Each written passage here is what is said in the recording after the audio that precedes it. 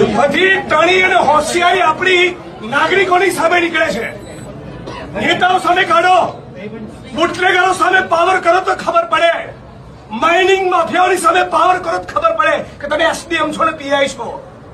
એટલે બહુ એસડીએમ ફેસડીએમ જોયા, બહુ પીઆઈ બીઆઈ જોયા. આ બહેનોને ધક્કા મારો છો. Was that bloody nonsense?